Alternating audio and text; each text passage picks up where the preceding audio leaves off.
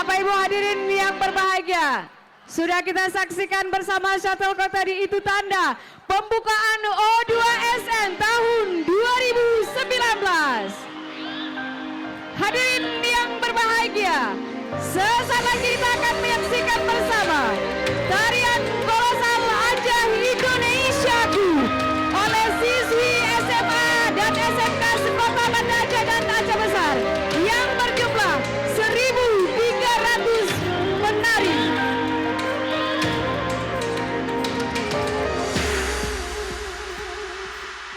Bapak dan Ibu hadirin sekalian, kita saksikan formasi dibentuk oleh penari-penari ini membentuk kain Karawang Gayo dengan lagu berjudul Mesuraya oleh Orang Hutan Squad yang menyanyikan dalam bahasa Gayo Luwes, Gayo, Alas, Aceh Tamiang, Simelu Devayan, Klut, Aceh dan Indonesia.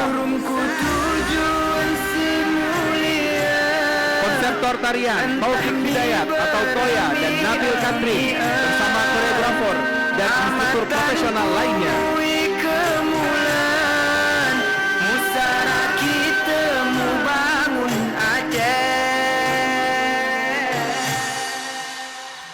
Dua belajar waktu ulah lo tiap salam ke sedara tanpa kewawasan indah tunya kadari awalnya tak memani beragama kita tuntun cahaya di tanah raja nyo tak pesamo yang mulia bumbu samudra paseinan kita nolong lahe bena setitik darah pi yang mentirih lamate pengenyo katak di dari lahir di kemudian terpikir pajan mati mematrin jom sampai akhir urani payungi galapi suluhi datangi lomohi kotengi basuhi simpan kemasewan hati ini turah delay anti kamu remo sahan si jorohe ika kapane anti ogo-ogo hijama ika kata kamu makin perjak-perjak hijama ika kamatas katamu renah di hati anti mulupet bewene kasih mati gunakan pikiran bagian luas mati memandang dan sangi was menentukan malam malu bukan sembahyang aku sajikan bayang suara kita di kelayak luas dua malam 80 saling kafe malam tulen merasa puas melakukan segala bagas satet musot tengah seikhlas itu wenakan ini tersebut ulang melupakan wakil senolong beri di ujung kuku hingga mengujung kencua tetap tanam kebekas makan segala malah saling bermusuh kasih pabe setia mati wajib kita tandangkan harus terbiasa bahu membahu dalam ikatan utang sama ditangguh